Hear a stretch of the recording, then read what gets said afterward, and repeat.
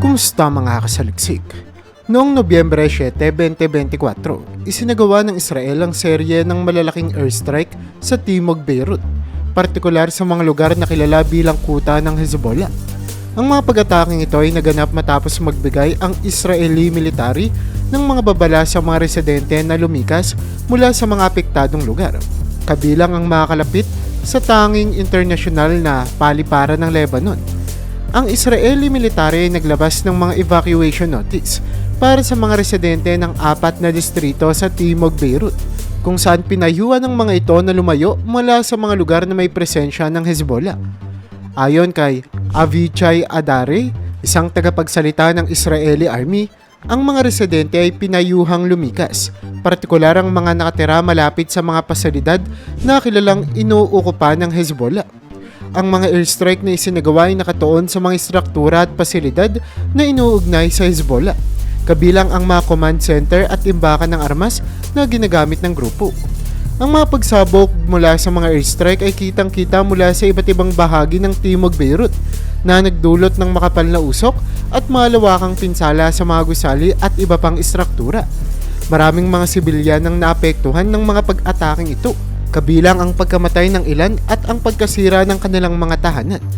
Ayon sa ulat ng Lebanese Health Ministry, umabot na sa mahigit 3,000 nasawi sa Lebanon mula nang magsimula ang kaguluhan, na mas mataas kaysa sa bilang ng mga nasawi noong nakaraang digmaan 2 dekada na ang nakalipas. Ang mga kaganapang ito ay nagdulot ng malawakang pagkalikas ng mga residente mula sa mga apektadong lugar, na nagbigay daan sa panibagong krisis pang-humanitarian sa rehiyon. Maraming internasyonal na organisasyon ang nagpahayag ng pangangailangan para sa agarang tigil putukan, na naglalayong mabigyan ng ayuda at pangangailangan ang mga komunidad na naapektuhan ng labanan. Patuloy na pinapanawagan ng pandaigdigang komunidad na itigil ang mga labanan at itaguyod ang kapayapaan para sa kaligtasan ng mga sibilyan. Ang mga airstrike na ito ng Israel sa Timog Beirut noong November 7, 2024 ay bahagi ng nagpapatuloy na tensyon sa pagitan ng Israel at Hezbollah. Sa gitna ng tumitinding labanang ito, hindi lamang malawakang pagkasira ang naiwan kundi pati ang pagkawala ng maraming buhay na patuloy na nagpapahirap sa mga ordinaryong mamamayan.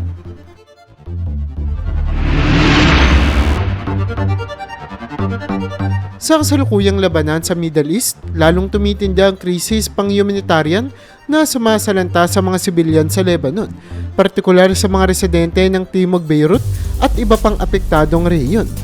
Ang mga walang tigil na airstrike, kaguluhan at banta ng mga karagdagang operasyon militar ay nagtutulak sa libo-libong pamilya na iwanan ang kanilang mga tahanan, dala ang kaunting ari-arian habang naghahanap ng mas ligtas na lugar.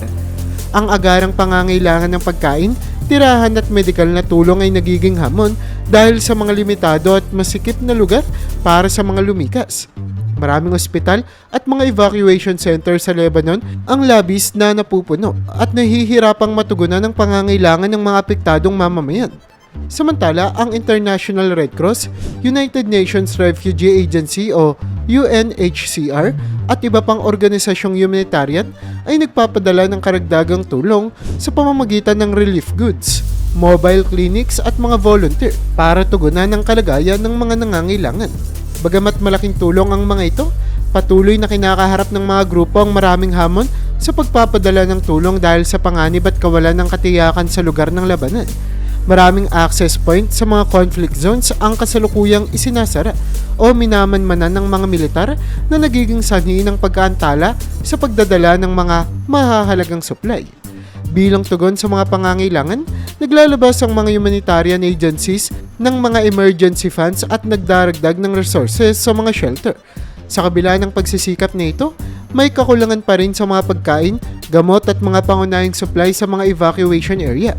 Ayon sa UNHCR, dumadami ang mga bata at mga matatanda na tinatamaan ng iba't ibang sakit dala ng stress, malnutrisyon at kawalan ng tamang pangangalaga sa kalusugan. Ang sitwasyon ay nagpapataas sa panganib ng mga nakakahawang sakit dahil sa pagsisiksikan sa mga lugar ng evacuation, kakulangan sa tubig at limitadong kagamitan para sa sanitation. Ang patuloy na pagpapalikas sa mga lugar na sakop ng digmaan ay nagdudulot din ng pagsikip ng mga pangunahing daan na nagpapahirap sa mga residente na lumikas. Bukod pa rito, marami sa kanila ang walang ibang mapupuntahan at nananatiling umaasa sa tulong mula sa mga ahensyang pang-internasyonal at donasyon ng mga pribadong sektor. Patuloy na nananawagan ng mga humanitarian agencies at leader ng iba't ibang bansa para sa agarang tigil putukan upang mabigyang daan ang mas ligtas at organisadong pagbibigay ng ayuda at paglikas ng mga tao sa mga peligroso at apektadong lugar. Ang tensyong ito sa Middle East ay hindi lamang nagiging usapin ng militarisasyon kundi isang krisis na nangangailangan ng agarang tugon sa pangangailangan ng mga sibilyan. Ang sitwasyon sa Lebanon ay nagpapakita ng masalimuot na katotohanan na sa bawat paglala ng digmaan, ang mga walang kinalaman sa alitan ang labis na naaapektuhan at ang kanilang buhay ay nakataya sa bawat bombang bumabagsak sa bawat araw na sila ay nahaharap sa kawalan ng katiyakan.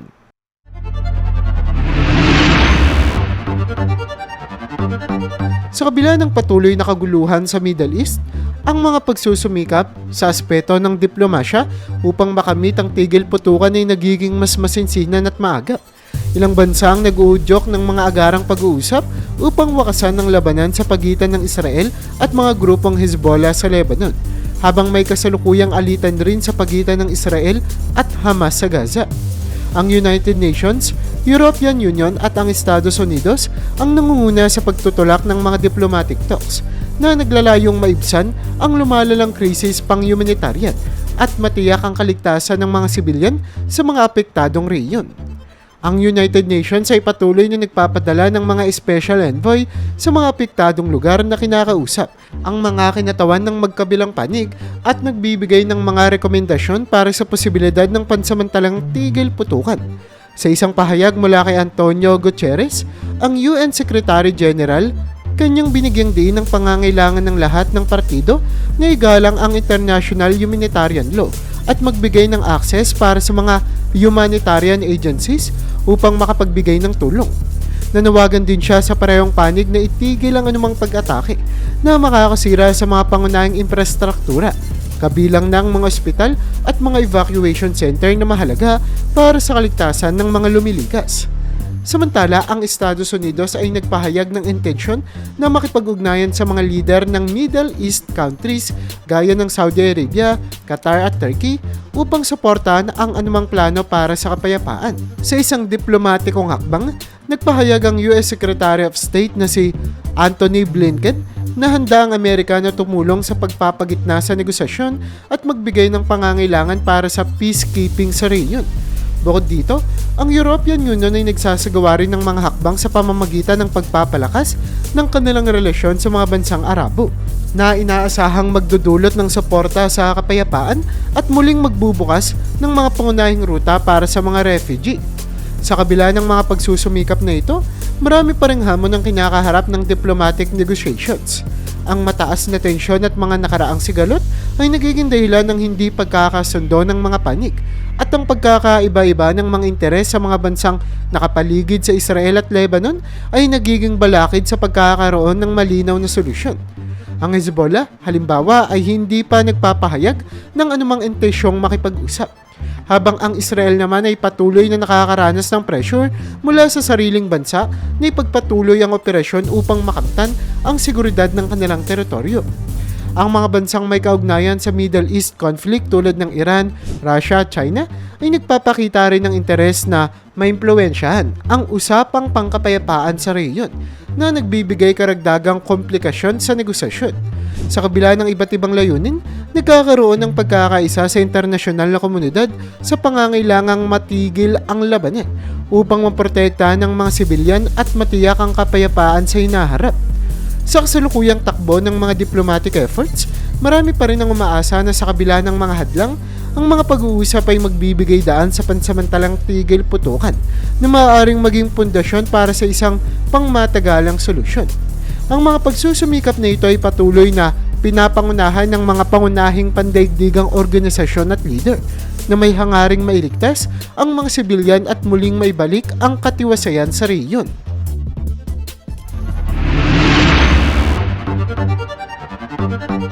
Habang tumitindi ang sigalot sa pagitan ng Israel at Hezbollah, kapansin-pansin ang tumataas na pressure mula sa pandaigdigang komunidad para sa dalawang panig na isang tabi ang kanilang alitan upang bigyang daan ang tulong sa mga naapektuhan ng digmaan.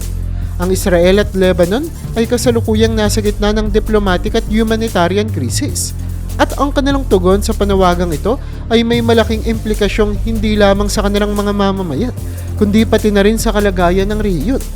Sa panig ng Israel, nagpahayag ang pamahalaan ng kanilang layunin na protektahan ng teritoryo mula sa mga banta mula sa mga grupo, gaya ng Hezbollah at Hamas. Ngunit ipinahayag din ng kanilang mga lider ang kahandaang makipagtulungan sa mga international agencies upang mabigyan ng access ang mga humanitarian groups sa mga apektadong lugar. Ayon sa tagapagsalita ng Israeli Defense Forces o IDF, sinisikap ng Israel na limitahan ang pinsala sa mga sibilyan sa kabila ng kanilang operasyon laban sa Hezbollah. Bagaman hindi nawawala ang tensyon dahil sa patuloy na banta sa kanilang pambansang seguridad, upang may pakita ang suporta sa mga panawagan para sa humanitarian assistance, pinayagan ng Israel ang ilang international humanitarian organizations na magsagawa ng limitadong operasyon sa mga lugar na malapit sa kanilang mga conflict zones. Sa kabilang banda, ang Lebanon ay patuloy na nakararanas ng matinding pagdurusa dahil sa mga epekto ng kaguluhan.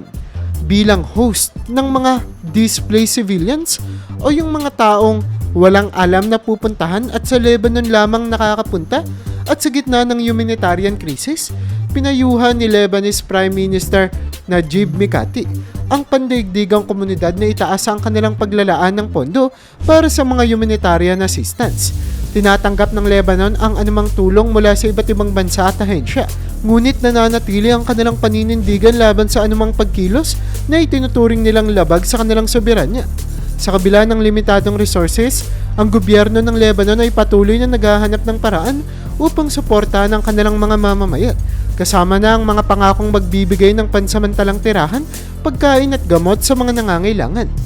Gayunpaman, sa kabila ng mga hakbang mula sa magkabilang panig, nananatili ang mga hamon na dulot ng patuloy na labanang militar, lalo na ang pagkakaroon ng mga checkpoint at pagsasara ng ilang ruta na mahalaga sa pagdaloy ng mga supply. Ang mga negosasyon para sa ceasefire ay nagiging masalimuot dahil kapwa Israel at Hezbollah ay hindi nagpapakita ng agarang interes sa pagtigil ng kanilang mga operasyon. Sa kabila nito, ang matinding pressure mula sa United Nations at iba pang pandaigdigang leader ay nagiging mahalagang hakbang sa pagpapakalma sa sitwasyon. Ang tugon ng Israel at Lebanon sa pandaigdigang pressure ay nagpapakita ng masalimuot na realidad sa rehiyon. Isang komunidad na nagdaranas ng magkasalungat na pananaw ukol sa seguridad at kapayapaan at kung paano maaaring itaguyod ang kapayapaan ng kanilang mga mamamayan sa kabila ng alitan.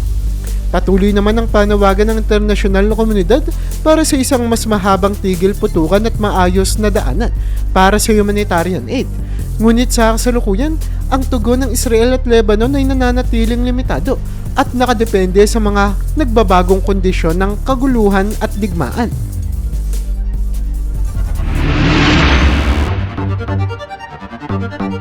Sa gitna ng lumalalang tensyon sa rehiyon, pinalalakas ng Israel ang kanilang mga defense systems sa pamamagitan ng makabagong teknolohiya at koordinadong pag-upgrade ng kanilang mga kakayahan sa depensa. Ang modernisasyon ng mga sistema ng depensa ay pangunahing nakatuon sa pagprotekta laban sa mga missile, drone at iba pang mga banta mula sa mga grupo tulad ng Hezbollah sa Lebanon at Hamas sa Gaza. Ang Iron Dome system ng Israel ay isa sa pinaka-advanced na anti-missile defense systems sa buong mundo. Ang sistema ay dinisenyo upang i-intercept at sirain ang mga short-range rockets at artillery shells na inaasahang tatama sa populated na mga lugar. Sa nakaraang dekada, ang Iron Dome ay napatunayan ng kahusayan nito sa pagtanggol sa Israel mula sa mga rocket attacks na nanggagaling sa Gaza. Sa patuloy na pagdami ng mga sophisticated na missiles mula sa Hezbollah at iba pang grupo, nagkaroon ng malaking pangangailangan upang i-upgrade at i-enhance ang Iron Dome. Ang Israel ay nag-develop din ng mas advanced na defense systems gaya ng David Sling na kayang saluhin ang mas malalayo at mas makapangyarihang missiles. Ginagamit ang David Sling bilang defense layer sa mga mas matataas na altitude at mas malalayong banta na hindi na kayang harangin ng Iron Dome. Kasama rin dito ang Arrow Missile Defense System na may kakayahan naman sa interception ng long-range ballistic missiles, lalo na kung manggagaling ang mga ito mula sa mga kalapit na bansa gaya ng Iran. Ang sistemang ito ay bahagi ng tinatawag na multi-layered defense ng Israel na nagbibigay ng proteksyon sa iba't ibang uri ng missile attacks mula sa mga malapit hanggang sa mga long-range threats. Bukod sa missile defense systems, patuloy ding pinapalakas ng Israel ang kanilang cyber defense capabilities.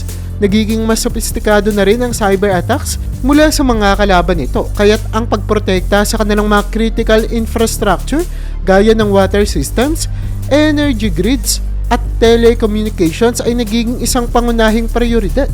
Ang mga hakbang na ito ay nagsisilbing proteksyon hindi lamang sa laban ng pisikal kundi pati na rin sa larangan ng impormasyon at teknolohiya. Kasama rin sa mga makabagong kagamitan ang mga advanced drones at unmanned aerial vehicles o UAVs na ginagamit hindi lang sa surveillance kundi pati na rin sa targeted strike sa mga banta mula sa himpapawid at lupa. Ang mga drones na ito ay may kakayahang umikot sa lugar ng kalaban at magbigay ng real-time intelligence sa military na nagbibigay daan para sa mabilisang desisyon sa mga operasyong pangdepensa. Pinagsisikapan din ng Israel na i-develop ang kanilang mga artificial intelligence o AI at technologies para sa mabilisang data analysis at prediction sa mga posibleng pag-atake. Sa tulong ng AI, nagiging mas epektibo ang Israel sa pagdetect ng banta mula sa mga rocket at missile na papunta sa kanilang mga teritoryo na nagbibigay ng mas malaking tsansa na maharang ang mga ito bago pa man ito umabot sa mga lugar ng sibilyan.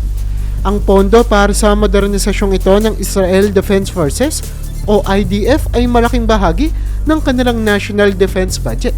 At ang ilang bahagi nito ay nagmumula rin sa mga military aid mula sa Estados Unidos. Sa kabila ng mataas na halaga, naniniwala ang pamahalang Israeli ng mga sistemang ito ay mahalaga upang masiguro ang kaligtasan ng kanilang mga mamamayan, lalo na sa mga lugar na madalas tamaan ng rocket attacks. Sa kabila ng lakas ng mga sistemang ito, ang modernisasyon ng depensa ng Israel ay patuloy pa rin sa pagsusumikap na manatiling nangunguna sa teknolohiya upang protektahan ang kanilang teritoryo mula sa mga bagong banta sa rehiyon. Ang mga pagsisikap na ito ay nagpapatuloy hindi lamang upang maprotektahan ang kanilang mga hangganan, kundi pati na rin upang matiyak ang kaligtasan at seguridad ng mga mamamayan sa kabila ng patuloy na panganib mula sa mga grupo sa kanilang paligid.